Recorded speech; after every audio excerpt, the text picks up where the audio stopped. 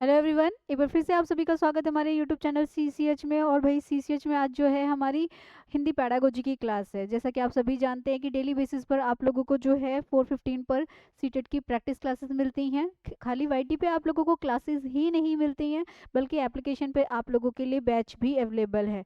तो जैसा कि आप लोग सब थंबनेल पे देख ही रहे हैं कि आज हिंदी की पैडागोजी की प्रैक्टिस क्लास है। तो भाई बिना टाइम वेस्ट करते हुए अपनी क्लास को स्टार्ट करते हैं और जो है वॉइस का क्लियर करेंगे कि वॉइस सही आ रही है कि नहीं आ रही है, और लाइक शेयर करते हुए क्लास को आगे बढ़ाएंगे। तो भाई आज की क्लास में हम पैडागोजी के क्वेश्चंस लेंगे, पेपर 1 एंड पेपर 2 दोनों बोथ के क्वेश्चंस लेंगे। तो जो है अगर लाइक शेयर कर दिया है तो बहुत अच्छी बात है, अगर लाइक शेयर नहीं किया है तो फटाफट से लाइक शेयर करेंगे। तो बिना टाइम वेस्ट करते हुए हम अपनी क्लास को स्टार्ट करते हैं। भाई ऑलरेडी मैं बता चुकी हूँ कि सिर्फ वाईटी पे ही क्लास नहीं मिलती है, आप लोगों की जो है एप्लीकेशन पे भी क्लास स्टार्ट हो चुकी है। तो चलिए भाई, तो सबसे पहला क्वेश्चन लेते हैं, क्या कहता है। फर्स्ट क्वेश्चन हमारा आता है, आपको पता है कि आपकी जब हिंदी पैडागोजी का जो सब्जेक्ट है उसमें हमारा एक बहुत ही इंपॉर्टेंट टॉपिक है रोल ऑफ ग्रामर। यानी कि जब आप एक लैंग्वेज टीचर हैं तो आपको ये पता होना चाहिए कि आपके जो लैंग्वेज टीचिंग है उसमें ग्रामर का क्या रोल है। तो देखिए भाई, विदाउट ग्रामर भी लैंग्वेज सीखी जा सकती है, बट ग्रामर का रोल बहुत ही इंपॉर्टेंट होता है, क्योंकि ग्रामर हमारे टीचिंग लर्निंग प्रोसेस में क्लियरिटी लेकर आती है। क्या लेकर आती है? टीचिंग लर्निंग प्रोसेस में क्लियरिटी लेकर आती है। तो देखते हैं क्वेश्चन क्या कहता है। व्याकरण शिक्षण को सरस और रुचिकर बनाने के लिए निम्न में से कौन सा उपाय नहीं किया जाना चाहिए। यानी कि ग्रामर पार्ट को इंटरेस्टिंग बनाने के लिए इनमें से कौन सा पार्ट नहीं किया जाना चाहिए। फर्स्ट कहता है व्याकरण को पाठ्यचर्या छात्रों के स्तरानुकूल बनाई जाए। यानी कि जो व्याकरण है वो बच्चे की पाठ्यचर्या यानी कि उसके करिकुलम के स्तर के अनुसार होनी चाहिए, ये होना चाहिए। ठीक है, इसमें नॉट पूछा है, पॉजिटिव नहीं पूछा है, हमें क्या पूछा है? नॉट पूछा है। व्यवहारिक व्याकरण की शिक्षा भाषा संसर्ग विधि द्वारा दी जानी चाहिए।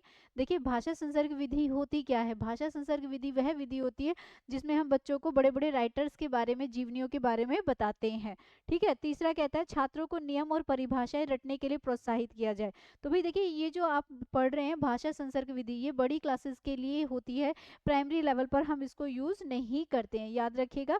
इसको क्या करते हैं? इसको हम प्राइमरी लेवल पर यूज नहीं करते हैं। तीसरा कहता है छात्रों को नियम और परिभाषाएं रटने के लिए प्रोत्साहित किया जाए। देखिए ग्रामर एक प्रैक्टिकल पार्ट होता है, ग्रामर हमें हमारी हिंदी भाषा में शुद्धता लाने का काम करती है। तो ऐसे में उसकी परिभाषाएं रटवाने से बच्चे का ग्रामर पार्ट स्ट्रांग नहीं होगा। तो यहाँ पे छात्रों को नियम और परिभाषाएं रटने के लिए प्रोत्साहित किया जाए। फोर्थ कहता है व्याकरण शिक्षण को दृश्य श्राव्य सामग्री के प्रयोग से रोचक बनाया जा सकता है। तो भाई इन्होंने हमसे पूछा था नोट, तो याद रखिएगा नोट में हमें व्याकरणिक नियमों को बच्चों को रट्टाफिकेशन नहीं करवानी है। ठीक है, हमें क्या नहीं करवानी है? हमें रट्टाफिकेशन नहीं करवानी है। तो यहाँ पर क्या हो जाएगा? फर्स्ट हमारा पॉजिटिव में चला जाएगा, व्याकरण को पाठ्यचर्या छात्रों के स्तर अनुकूल बनाई जाए। व्यवहारिक जो व्याकरण है शिक्षा के भाषा संसर्ग विधि द्वारा दी जाए। और फोर्थ कहता है व्याकरण शिक्षण को दृश्य सह सामग्री के प्रयोग से रोचक बनाया जा सकता है, पर हाँ छात्रों को नियम और परिभाषाएं रटने के लिए प्रोत्साहित नहीं किया जाएगा। तो भाई जिन्होंने भी आंसर थर्ड दिया है सबका ठीक है, अगर गलती से गलत हो गया है तो उसको ठीक कर लीजिएगा। Correct answer is third will be correct answer. जो थर्ड होगा वो हमारा बिल्कुल क्या हो जाएगा? करेक्ट आंसर हो जाएगा। चलिए क्वेश्चन नंबर 2 लेते हैं, क्या कहता है। मातृभाषा क्षेत्रीय भाषा का प्रयोग शिक्षा के सभी उच्च स्तरों तक जारी रहना चाहिए। ठीक है, मातृभाषा क्षेत्रीय भाषा का प्रयोग शिक्षा के सभी क्षेत्रों तक जारी रहना चाहिए। क्योंकि क्यों रहना चाहिए? मातृभाषा क्षेत्र भाषा की बच्चों की जो है मतलब हम 3 लेवल पर, हम कहते हैं प्राइमरी लेवल पर तो मदर टंग से बच्चों को सिखाया जाएगा, लेकिन हमारे जितने भी चाहे एनसीएफ लगा लीजिए, राष्ट्रीय पाठ्यचर्या पूर्व रेखा कहती है सभी स्तर पर मदर टंग को इंपॉर्टेंस दी जाए। इससे होगा क्या? क्या मातृभाषा आसपास की भाषाओं में उच्च दक्षता का स्तर, बेहतर संज्ञानात्मक विकास और अंतः व्यक्तिगत यानी कि इंटरपर्सनल, ठीक है, संवाद कुशलता व सैद्धांतिक स्पष्टता को बढ़ावा देने में महत्वपूर्ण भूमिका निभाता है।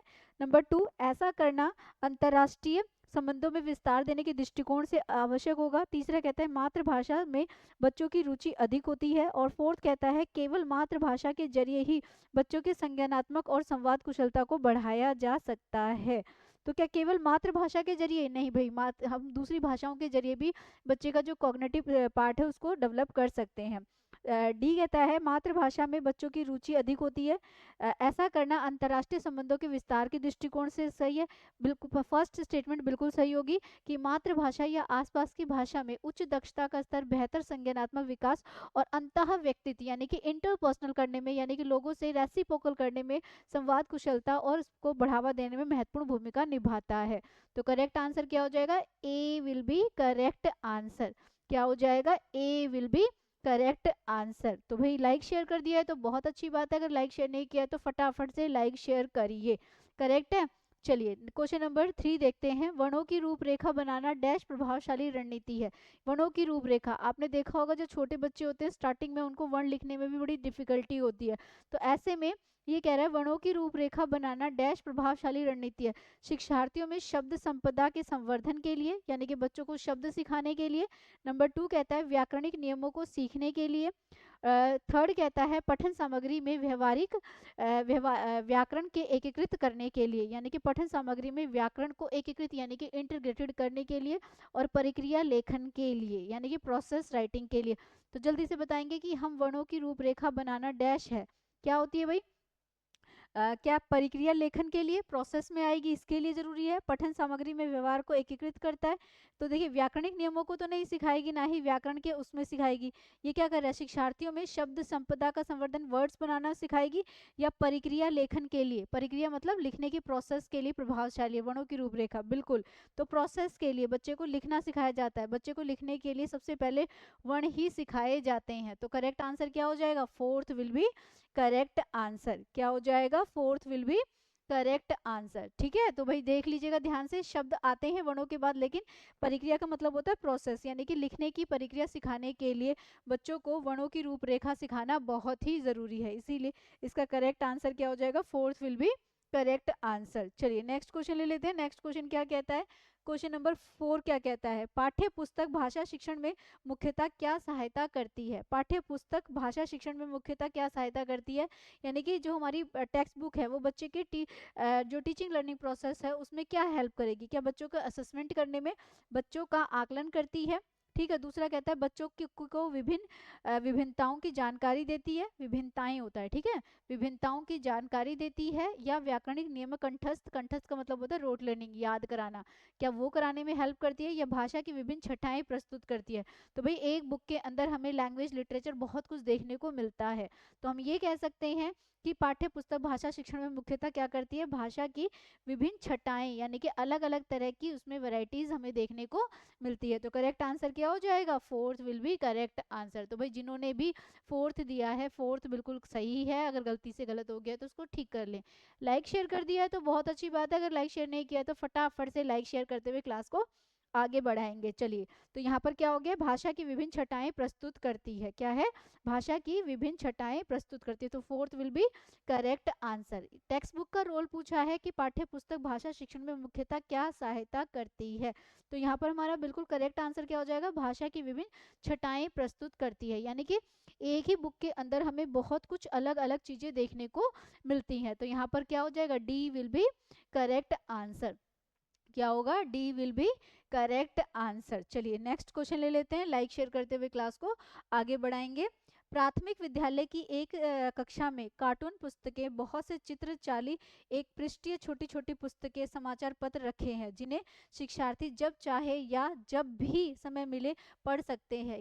यहाँ कक्षा में क्या क्या यहाँ कक्षा में क्या करने का प्रयास किया जा रहा है, यानी कि जो प्राइमरी स्कूल्स हैं उनकी जो क्लासेस हैं उनमें बच्चों के लिए कार्टून बुक्स, ठीक है, बहुत सारी चित्र वाली बुक्स और छोटी छोटी जैसे कॉमिक्स वगैरह होती हैं बच्चों के लिए रखी गई हैं। ऐसा क्यों भाई? बच्चों को एक सीखने का एक अच्छा इन्वायरमेंट दिया जा रहा है, एक होलिस्टिक इन्वायरमेंट दिया जा रहा है, जिसको आप हिंदी में समृद्धि या जो है समग्र परिवेश का नाम दे सकते हैं। तो देखिए भाई क्या कहता है?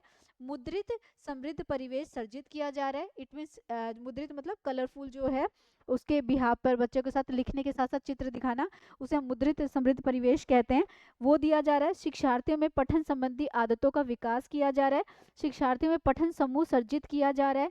और तीसरा क्या कह रहा है भाई, जो अकेडमिक यानी कि अकादमिक परिवेश सर्जित किया जा रहा है, यानी कि सिस्टमेटिक तरीके से एक प्रोसेस को बनाया जा रहा है। तो भाई यहाँ पर क्या हो जाएगा, प्राथमिक विद्यालय की एक कक्षा में कार्टून। तो यहाँ पर क्या किया जाता है, अभी मैंने बताया, अगर टीचर अलग अलग तरह की वैरायटी का बच्चे को सीखने के लिए इन्वायरमेंट दे रही है, तो वो क्या कर रही है, वो एक होलिस्टिक इन्वायरमेंट क्रिएट कर रही है, यानी कि समृद्ध परिवेश सर्जित कर रही है। देखिए, आप चाहे मदर टंग, आप चाहे हिंदी पढ़ा रहे हो चाहे इंग्लिश पढ़ा रहे हो, लैंग्वेज के अगर आप टीचर हैं तो आपको इस बात का ध्यान रखना है कि आपने अपनी क्लास में सभी भाषाओं को बराबर क्या देनी है, इंपॉर्टेंस देनी है। क्या करनी है, आपने सभी भाषाओं को बराबर इंपॉर्टेंस देनी है। तो यहाँ पर हमारा जो है आंसर क्या हो जाएगा, हमारा आंसर हो जाएगा फर्स्ट, हमारा करेक्ट आंसर हो जाएगा कि मुद्रित परिवेश समृद्ध परिवेश सर्जित किया जाना चाहिए, है ना। तो ए विल बी करेक्ट आंसर। क्या हो गया है, ए विल बी करेक्ट आंसर। चलिए नेक्स्ट क्वेश्चन ले लें। तो लाइक शेयर करते हुए क्लास को आगे बढ़ाइएगा। अगर आप भाई पहली बार चैनल पर विजिट कर रहे हैं तो वेलकम है आप सभी का सीसीएच के इस प्लेटफॉर्म पर, जहां पर आप डेली बेसिस पर प्रैक्टिस क्लास लेते हैं। सीसीएच आप लोगों को सिर्फ प्रैक्टिस क्लास ही नहीं देता है, बल्कि एप्लीकेशन पे आपका बैच भी अवेलेबल है भाई। अगर आपको क्लासेस अच्छी लगती हैं तो आप स्क्रीन पर जो नंबर दिखाई दे रहा है आप इस पे कांटेक्ट कर सकते हैं और जो है बैच को जो है परचेज कर सकते हैं। तो भाई देरी किस बात की, फटाफट से एक अच्छे बैच को ज्वाइन करिए, क्योंकि आप लोगों का सभी को पता है कि आपके एग्जाम की डेट कन्फर्म है ना। चलिए तो नेक्स्ट क्वेश्चन ले लेते हैं। नेक्स्ट क्वेश्चन क्या कहता है, नेक्स्ट क्वेश्चन कहता है एक शिक्षिका प्रमाणिक पाठ्य पुस्तक के माध्यम से संबंधवाचक उपवाक्यों से परिचित कराती है। संबंधवाचक मतलब दो उसके बीच में रिलेशंस बताती है। एक शिक्षिका प्रमाणिक पाठ्य पुस्तक के माध्यम से संबंधवाचक उपवाक्य से परिचित कराती है और संदर्भ में बहुत सारे उदाहरण देती है, यानी कि बच्चों को रिलेट करके पढ़ाती है और उससे रिलेटेड फिर क्या करती है, एग्जाम्पल्स देती है। वह बहुत सारे अभ्यास भी देती है जिसे शिक्षार्थी पहचानते हैं और उसके नियम का प्रयोग करते हैं। अतः वह शिक्षार्थियों का ध्यान इस ओर आकर्षित करती है कि नियम संदर्भ में किस प्रकार कार्य करता है, यानी कि बच्चों को ये बता रही है कि कैसे हम बच्चों को नियम के अकॉर्डिंग टीचिंग लर्निंग प्रोसेस करा सकते हैं। ये रणनीति क्या कहलाएगी भाई, अनुमानिक यानी कि अनुमान लगाने वाली, गहन चिंतन, प्रोटोकॉल कहलाएगा, जागरूकता कहलाएगा, या व्याकरण अनुवाद पद्धति कहलाएगी। तो एक बार दोबारा देखिए ध्यान से, क्या कहता है, एक शिक्षिका प्रमाणिक पाठ्य पुस्तक के माध्यम से संबंध उपवाक्यों से परिचित कराती है, यानी कि लैंग्वेज की बुक के अंदर जो संबंध बताने वाले जो सेंटेंस हैं या रिलेशन बताने वाला जो कंसेप्ट है उसके बारे में बता रही है ना। तो ये क्या कहता है भाई, और वह बहुत सारे अभ्यास भी देती है जिसे शिक्षार्थी पहचानते हैं और उनके नियम का प्रयोग करते हैं। अंत में वह शिक्षार्थी का ध्यान इस ओर आकर्षित करती है कि नियम संदर्भ में किस प्रकार कार्य करता है। यह रणनीति क्या कहलाएगी, तो भाई ये कहलाएगी गहन चिंतन प्रोटोकॉल। क्या कहलाएगी, गहन चिंतन प्रोटोकॉल कहलाएगा, क्योंकि यहाँ पर बच्चा क्या कर रहा है, डीपली थिंकिंग प्रोसेस उसको दिया जा रहा है। तो करेक्ट आंसर क्या हो जाएगा, second will be correct answer. क्या आंसर हो जाएगा हमारा, second will be correct answer. Correct है। चलिए नेक्स्ट क्वेश्चन ले लेते हैं। तो भाई लाइक शेयर करते हुए क्लास को आगे बढ़ाएंगे। आप सभी को पता है कि सीसीएच की तरफ से आप लोगों को जो है डेली बेसिस पे प्रैक्टिस क्लास दी जाती है, और प्रैक्टिस क्लास सिर्फ मेरी ही नहीं होती है, आपको सभी सब्जेक्ट्स की प्रैक्टिस क्लास मिलती है, चाहे वो आपका मैथ्स का पार्ट हो, चाहे आपका वो जो है एसएसटी का पार्ट हो, या साइंस एंड मैथ्स का हो। ठीक है, चलिए तो बात करते हैं इसकी नेक्स्ट क्वेश्चन की। तो लाइक शेयर करते हुए क्लास को आगे बढ़ाइएगा। नेक्स्ट क्वेश्चन क्या कहता है, वह गतिविधि जिसमें पठन सामग्री को सुनना, टिप्पणी लिखना तथा पठन सामग्री को पुनः लिखना सम्मिलित है, क्या कहलाता है। ध्यान से देखिएगा, समझिए पहले को। ये कह रहा है कौन सी वह एक्टिविटी जिसमें पठन सामग्री को सुनना, पहले बच्चा सुनता है, फिर उस पर टिप्पणी लिखना, फिर सुनकर उसे अपनी नोटबुक में लिखता है, पठन सामग्री को पुनः लिखना क्या कहलाता है, ये क्या कहलाए, श्रुतलेख कहलाएगा, जिसे आप इंग्लिश में डिक्टेशन भी कहते हैं। सुनी हुई पाठ्य सामग्री को पुनः निर्मित करना कहलाता है। कथन विश्लेषण कहलाता है, दो या दो से अधिक भाषाओं का प्रयोग है। तो देखिए भाई, कथन विश्लेषण तो कहलाएगा नहीं, और दो से अधिक भाषा का प्रयोग भी नहीं कहलाएगा। क्या ये श्रुतलेख होगा, श्रुतलेख में तो बच्चा सुनता है और सुनकर लिखता है, लेकिन उसे कह रहा है पुनः लिखता है। तो सुनी हुई पाठ्य सामग्री को पुनः निर्मित करना, ये क्या हो जाएगा, जो चीज बच्चे ने ध्यान से सुनी है उसको दोबारा से क्रिएट करने का काम बच्चा करेगा। तो करेक्ट आंसर क्या हो जाएगा, सुनी गई पाठ्य सामग्री को पुनः निर्मित करने का काम बच्चा यहाँ पर करेगा। करेक्ट है। समझ में आया कि नहीं आया? क्वेश्चन को दोबारा समझिए। क्वेश्चन आप लोगों को कह रहा है कि वह गतिविधि जिसमें पठन सामग्री को पहले सुना जाता है, फिर उस पर टिप्पणी यानी कि उस पर रिएक्ट किया जाता है, और फिर उसके बाद उसको दोबारा से लिखा जाता है। यानी कि पहले बच्चा सुनता है, फिर लिखता है, फिर उसको अपने अपने इन वर्ड्स में दोबारा से कर रहा है। तो ये क्या हो गया है? सुनी हुई पाठ्य सामग्री की पुनः निर्मित करने की कोशिश कर रहा है। क्या कर रहा है? सुनी गई पाठ्य सामग्री को पुनः निर्मित करने की कोशिश कर रहा है। तो ये हमारा क्या करेक्ट आंसर है? Second will be correct answer. यहाँ पर क्या हो जाएगा? Second will be correct answer. समझ में आया कि नहीं आया? तो एक बार थम्स अप कर दीजिएगा अगर चीज समझ में आई है तो, और नहीं आई है तो वो भी बताइए। चलिए नेक्स्ट क्वेश्चन लेते हैं भाई। फिर से आप लोगों को एक बार याद दिला दूं कि सीसीएच की तरफ से सिर्फ आप लोगों को प्रैक्टिस क्लास ही नहीं दी जा रही है, बल्कि एप्लीकेशन पर भी हमारा बैच अवेलेबल है भाई। अगर आप लोगों को क्लास अच्छी लगती है तो आप ये बैच ले सकते हैं। मिनिमम से प्राइस में है, 1 ईयर की वैलिडिटी के साथ है। चलिए नेक्स्ट क्वेश्चन लेते हैं। नेक्स्ट क्वेश्चन क्या कहता है? भाषा सीखने तथा कार्य परीक्षण में पाठ्य वस्तु में जहां प्रत्येक छठे शब्द के बाद एक शब्द छोड़ दिया जाता है, ठीक है, डैश के रूप में जाना जाता है। यानी कि बच्चों को सिखाने के लिए फिल इन द ब्लैंक्स जो कहते हैं, एक तरह से वो है। भाषा सीखने और कार्य परीक्षण में पाठ्य वस्तु में जहां प्रत्येक छठे शब्द के बाद एक शब्द छोड़ दिया जाता है, डैश के रूप में जाना जाता है। श्रुतलेख कार्य के रूप में, कोलाज के रूप में, व्याकरणिक जो है आंतरीकरण के कार्य में, रिक्त स्थानों की पूर्ति के बारे में। तो क्या कहते हैं भाई? हम उसे क्या कहा जाता है? व्याकरणिक आंतरिककरण की कार्य है, यानी कि ग्रामर का बीच का पोर्शन जानने के लिए हम ऐसा करते हैं।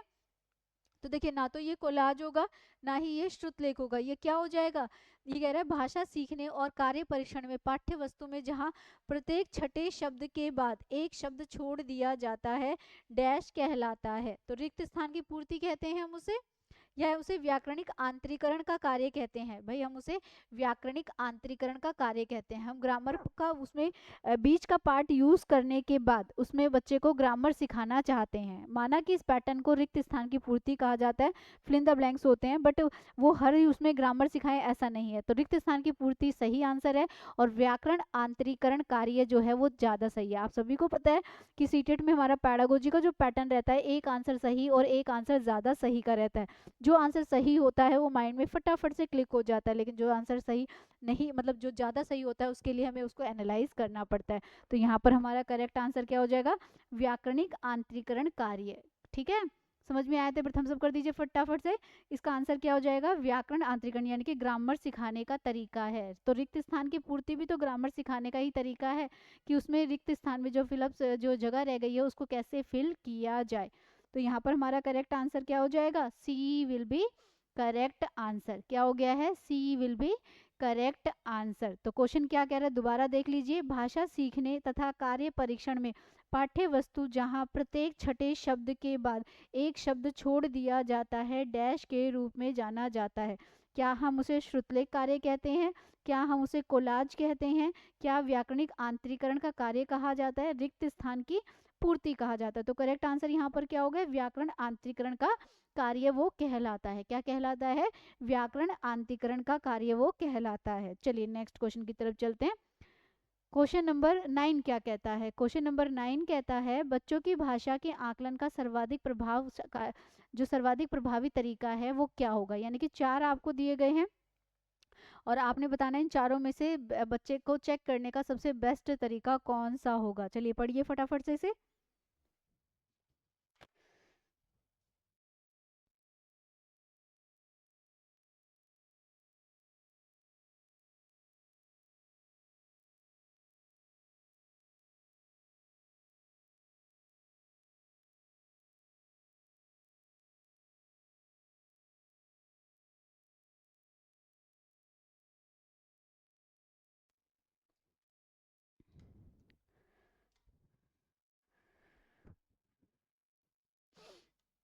चलो देखो जरा क्या कहता है। बच्चों की भाषा के आकलन का सर्वाधिक प्रभावकारी तरीका क्या है?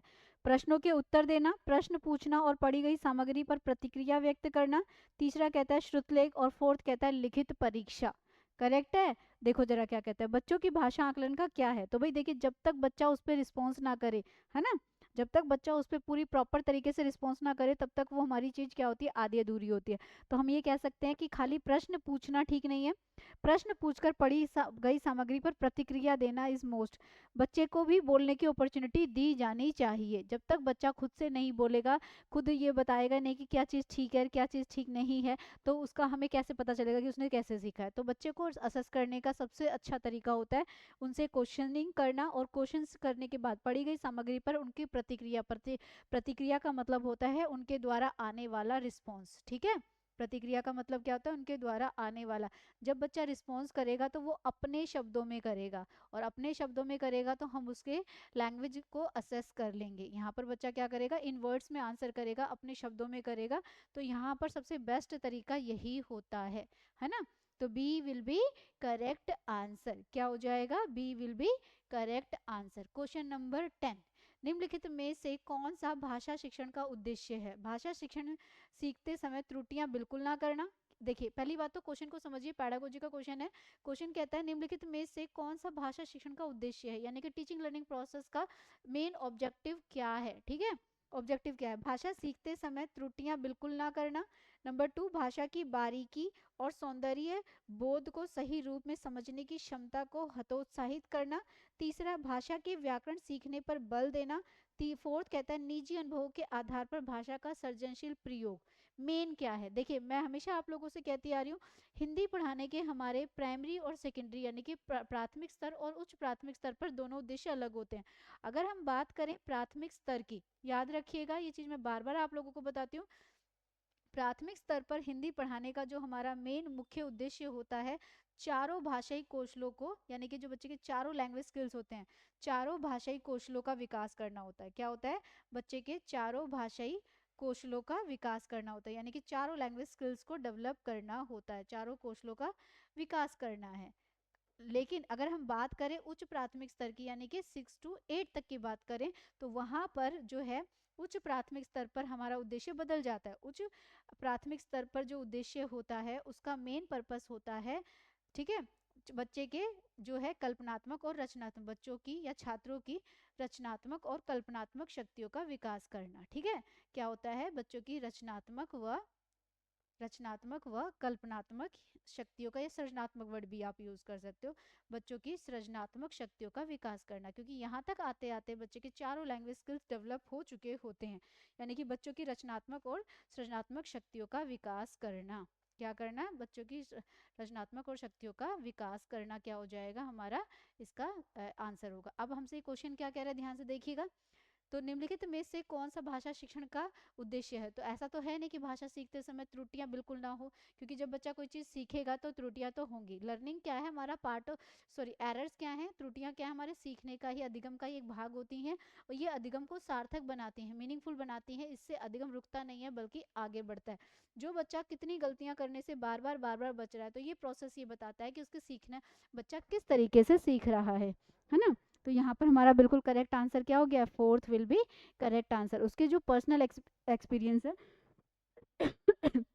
निजी अनुभवों के आधार पर भाषा का सृजनशील प्रयोग, यानी कि अपने एक्सपीरियंस के आधार पर बच्चा क्या करे, आपको उसके बारे में बताए। तो यहाँ पर करेक्ट आंसर क्या हो जाएगा, fourth will be correct answer. ठीक है, क्या आंसर होगा हमारा, fourth will be correct answer. तो भाई जिन्होंने भी फोर्थ दिया है करेक्ट है। चलिए नेक्स्ट क्वेश्चन की तरफ बढ़ते हैं। नेक्स्ट क्वेश्चन क्या कहता है, नेक्स्ट क्वेश्चन कहता है प्रश्न पूछना, प्रतिक्रिया व्यक्त करना, परिचर्चा में भाग लेना, वर्णन करना, ये जो है ये सब किसके पार्ट है। ठीक है, प्रश्न पूछना, बच्चों से क्वेश्चन पूछना, उसके बाद है प्रतिक्रिया रिस्पॉन्स व्यक्त करना, परिचर्चा में भाग लेना, वर्णन करना, ये सब किसका पार्ट है। तो भाषा आकलन के तरीके मात्र है, क्या बच्चों को एसेस करने के तरीके हैं। भाषा सीखने सिखाने तथा आकलन के तरीके हैं, केवल शिक्षण पद्धति है, केवल साहित्यिक गतिविधियां हैं। तो भाई ये सीखने सिखाने के तरीके हैं, एक तरीका नहीं है। जब मैंने आपको सीसी पैटर्न पढ़ाया था, कंटिन्यूस एंड कॉम्प्रिहेंसिव वैल्यूएशन, जिसे आप हिंदी में सतत एवं व्यापक मूल्यांकन कहते हैं, तो सतत एवं व्यापक मूल्यांकन में हमने ये देखा था कि क्या होता है, सतत और व्यापक मूल्यांकन में हमने क्या देखा कि जो है हमारा ये क्या आता है कि इसमें हम बच्चों को क्या करते हैं, use a variety of tools. ये बच्चों को चेक करने के लिए एक उपकरण यूज़ नहीं करता है, ये बच्चों को चेक करने के लिए अलग अलग तरह के उपकरण इस्तेमाल करता है। तो करेक्ट आंसर क्या हो जाएगा, भाषा सीखने सिखाने और आकलन के तरीके हैं। तो second will be correct answer. क्या हो जाएगा, second will be correct answer. चलिए नेक्स्ट क्वेश्चन की तरफ बढ़ते हैं। लाइक शेयर आप लोगों का होते रहना चाहिए, रुकना नहीं चाहिए। चलिए, भाषा के व्याकरण या भाषा में व्याकरण की समझ को ऐसे होना चाहिए था, केवल लघु उत्तर प्रश्नों के माध्यम से आंका जा सकता है, निबंधात्मक प्रश्नों के माध्यम से आंका जा सकता है, संदर्भ परक प्रश्नों के माध्यम से आंका जा सकता है, केवल वस्तुनिष्ठ प्रश्नों के माध्यम से आंका जा सकता है। तो भाई पहले तो आप ये समझिए कि जो वस्तुनिष्ठ होते हैं इसका मतलब होता है एक ऐसा पेपर जिसमें ऑल टाइप्स क्वेश्चंस होते हैं। हम लोगों के माइंड में क्या आता है, वस्तुनिष्ठ का मतलब है 4 में से 1 टिक कर देना, ऐसा नहीं है भाई।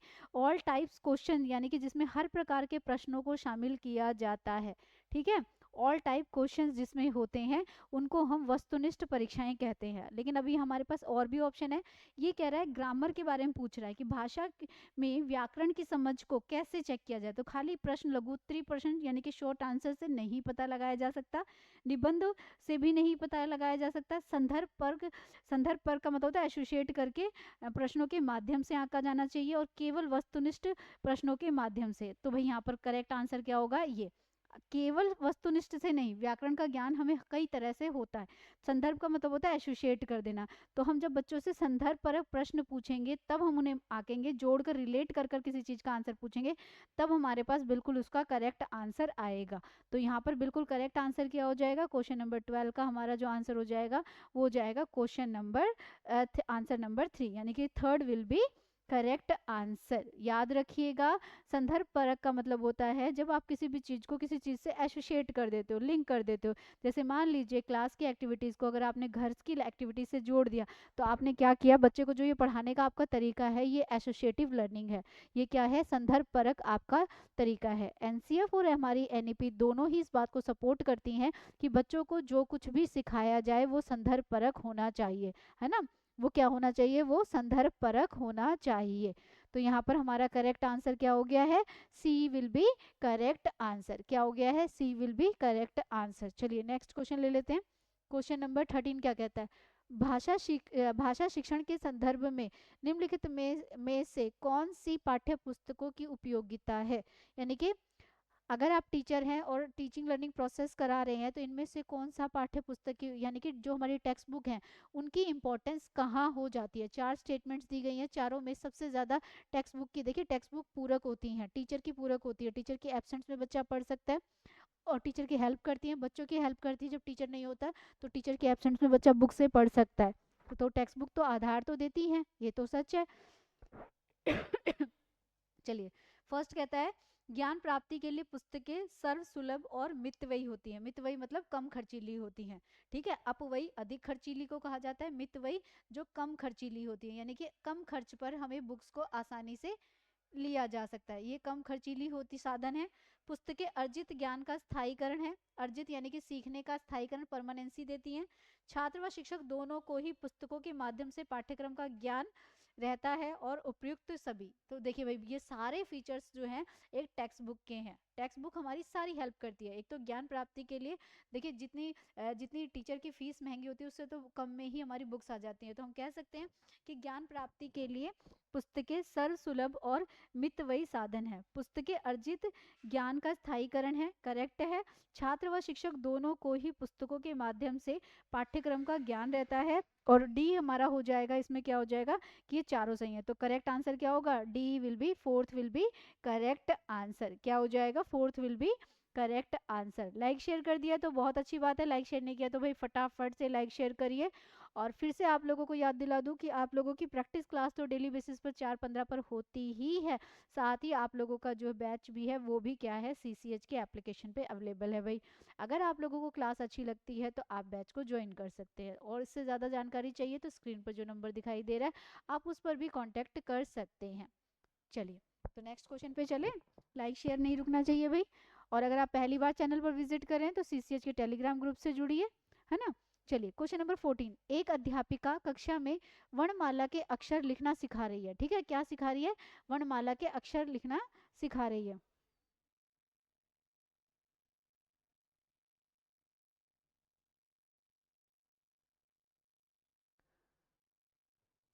चलिए, तो ये क्या है? क्वेश्चन नंबर, एक अध्यापिका कक्षा में एक वर्णमाला के अक्षर लिखना सिखा रही है। वह अक्षर लिखना सिखाने के लिए बताती है कि कहाँ से शुरू किया जाए, किस तरह से लेखनी को मोड़ा जाए। वह अपने शिक्षार्थियों में किसके प्रति समझ बनाने का प्रयास कर रही है?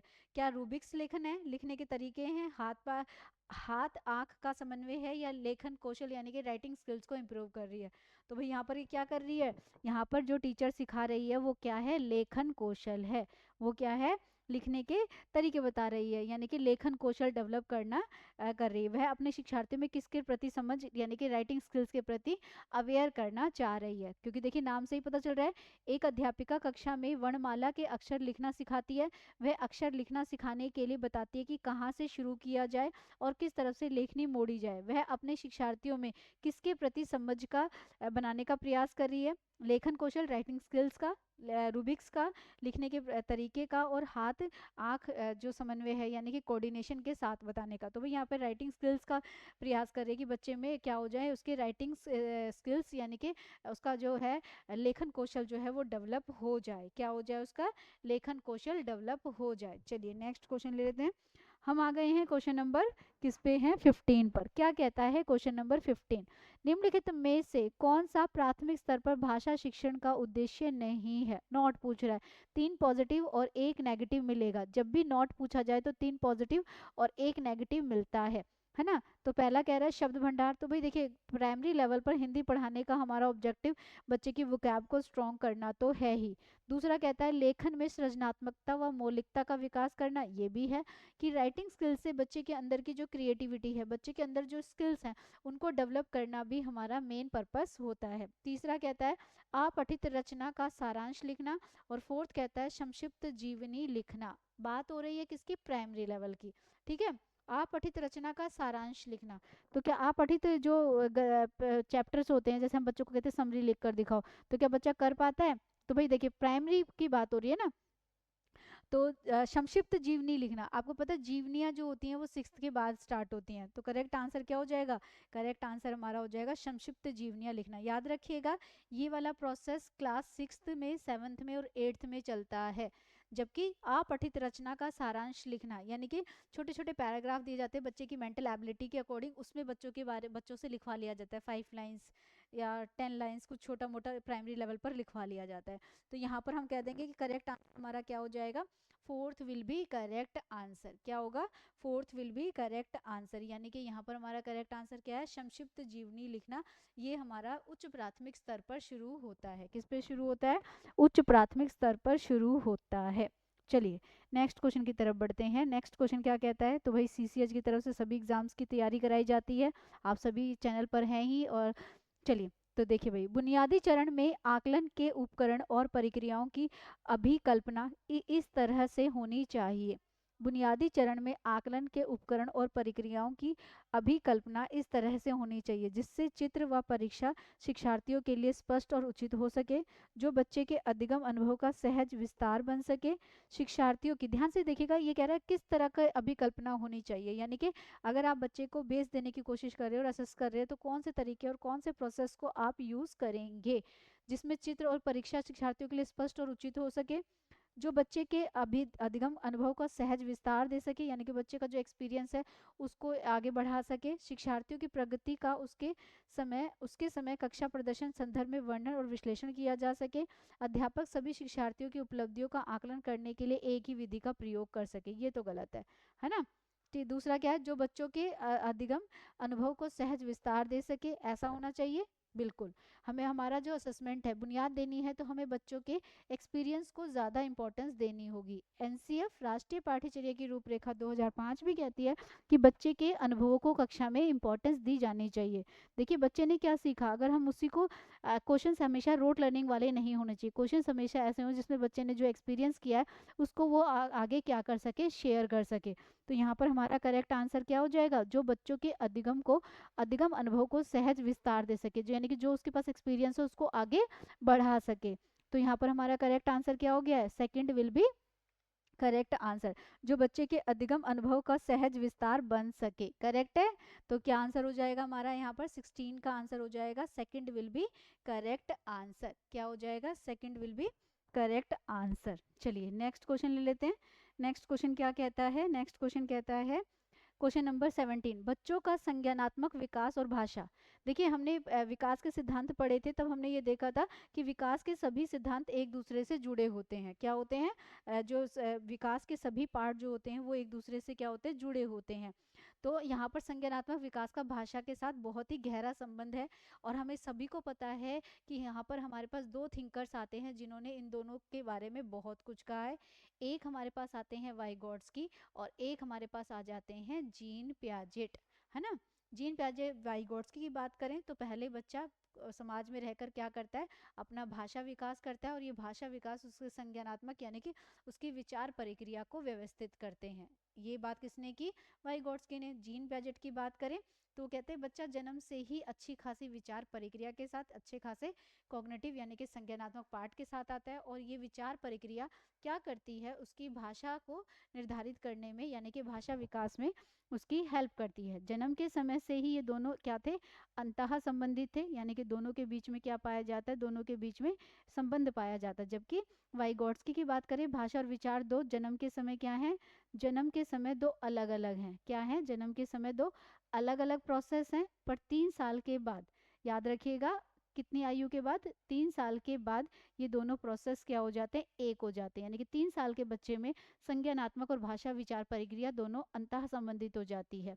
चलिए अब देखते हैं आंसर क्या कहता है। उद्दीपक प्रतिक्रिया संबंध के सिद्धांत और अनुकरण की प्रक्रिया से संबंधित है। क्या ये बच्चे की उद्दीपक अनुक्रिया से संबंधित है। दूसरा कहता है मनुष्य की सहजता उपकरण है जिसके द्वारा भाषा में निपुणता आती है। ठीक है, निपुणता मतलब बच्चा उसमें परफेक्टली उसको सीख पाता है। विकास में कोई संबंध नहीं है, जबकि विकास में संबंध है। विकास के सभी पार्ट एक दूसरे से क्या होते हैं, इंटर रिलेटेड होते हैं, है ना।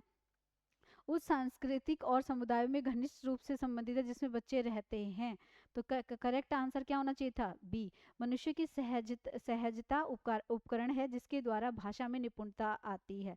करेक्ट आंसर क्या हो जाएगा, second will be correct answer. ये नहीं होगा कि उस संस्कृति और समुदाय से घनिष्ठ रूप से संबंधित है जिसमें बच्चे रहते हैं। तो क्या कहता है, बच्चों का संज्ञानात्मक विकास और भाषा क्या है, मनुष्य की सहज होना चाहिए था खाली, सहज उपकरण है जिसके द्वारा वह भाषा में निपुणता आती है, जिससे उसकी भाषा विकास में क्या आती है, निपुणता आती है। तो करेक्ट आंसर क्या है, second will be correct answer. क्या हो जाएगा हमारा, second will be correct answer. Question number 18 लेते हैं। क्या कहता है क्वेश्चन नंबर 18, तो क्वेश्चन नंबर 18 कहता है कोई भी व्यक्ति किसके द्वारा सर्वाधिक उपयुक्त तरीके से द्वितीय भाषा सीख सकता है। किसके तरीके से सीखेगा, ऐसी कक्षा जहां आप व्याकरण पर ध्यान केंद्रित करते हैं और अध्यापक से सहायता प्राप्त करते हैं। क्या ऐसी क्लास में बच्चा सेकंड लैंग्वेज को सीख पाएगा।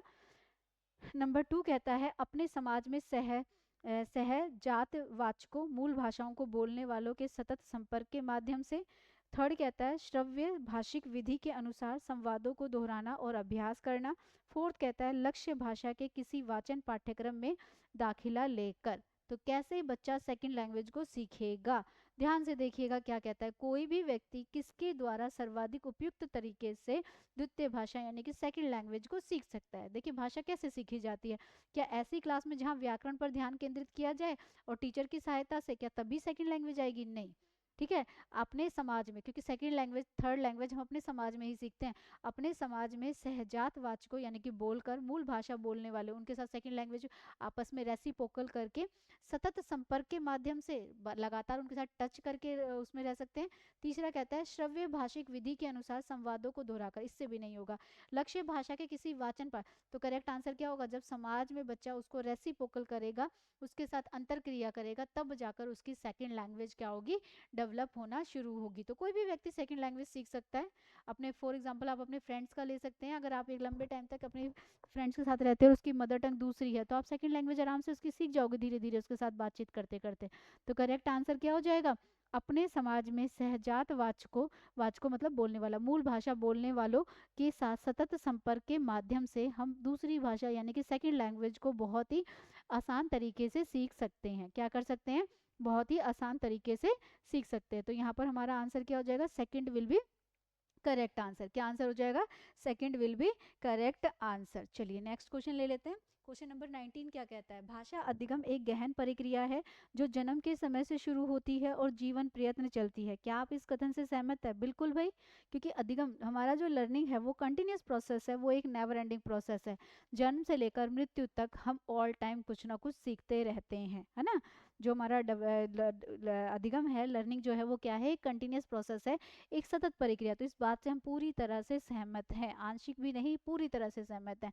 तो ए विल बी करेक्ट आंसर। क्या हो जाएगा, ए विल बी करेक्ट आंसर। चलिए क्वेश्चन नंबर 20 ले लेते हैं। क्या कहता है क्वेश्चन नंबर 20, कक्षा में छोटे बच्चों के लिए मुद्रित पुस्तकों के साथ साथ श्रव्य पुस्तकें और छोटे बच्चों की स्पर्शग्रही योग्यताओं का इस्तेमाल करने वाली पुस्तकें चाहिए।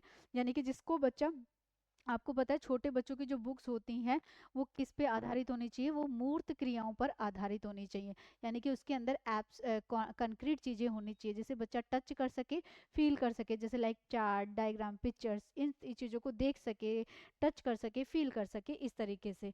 तो ये कह रहा है कक्षा में छोटे बच्चों के लिए मुद्रित पुस्तकों के साथ साथ श्रव्य पुस्तकें और छोटे बच्चों की स्पर्शग्रही, यानी कि जिसको बच्चा टच करके फील करके सीख सके, इस्तेमाल करने वाली पुस्तकें होनी चाहिए। क्योंकि कक्षा में विविधता है, डाइवर्सिटी है, हर बच्चा अलग है, सब बच्चों का सीखने का तरीका अलग होता है, और बच्चों को विविधता बहुत पसंद है। तो इसे दूसरा कहता है यह अध्यापकों को आकलन करने के लिए विभिन्न पुस्तकों का प्रयोग करने की स्वायत्तता, यानी कि ऑटोनॉमी, बच्चों को फ्रीडम देती है। विविधता वाले शिक्षार्थियों तक पुस्तकें अधिक सुलभ बनाती है, अध्यापक का पर अधिक बोझ नहीं डालती। तो भाई देखिए क्या काम है इसका, ये क्या करती है कि ये अध्यापक को आकलन के लिए, सिर्फ टीचर का असेसमेंट करने के लिए नहीं होती है। विविधता वाले शिक्षार्थियों तक पुस्तकें पहुंचाना ये भी सुलभ नहीं है, ये भी गलत हो गया। करेक्ट आंसर क्या होगा, ए। कक्षा में विविधता आती है, डाइवर्सिटी आती है, और बच्चों को विविधता बहुत पसंद है, क्योंकि हर बच्चा में इंडिविजुअली डिफरेंसेस पाए जाते हैं, हर बच्चा अपने आप में अलग होता है। जो हर बच्चा अपने आप में अलग है तो उसको सिखाने का जो तरीका होगा वो भी हमारा क्या होगा, अलग ही होगा। इसके लिए हमें क्या करना पड़ेगा, एक तरह के उपकरण यूज नहीं करने पड़ेंगे, यानी कि टूल्स यूज नहीं करने पड़ेंगे, हमें अलग अलग तरह के टूल्स यूज करने पड़ेंगे। तो यहाँ पर यही काम हो रहा है कि कक्षा में छोटे बच्चों के लिए मुद्रित पुस्तकों के साथ साथ श्रव्य पुस्तकें और छोटे बच्चों की स्पर्शग्रही योग्यताओं का इस्तेमाल करने वाली पुस्तकें होनी चाहिए, क्योंकि इससे कक्षा में विविधता, डाइवर्सिटी आती है, और बच्चों में डाइवर्सिटी पाई जाती है, और वो डाइवर्सिटी को पसंद भी करते हैं। तो ए विल बी करेक्ट आंसर। क्या हो जाएगा, ए विल बी करेक्ट आंसर। तो भाई आज की क्लास में हमने जो है हिंदी पैडागोजी के 20 क्वेश्चंस किए हैं।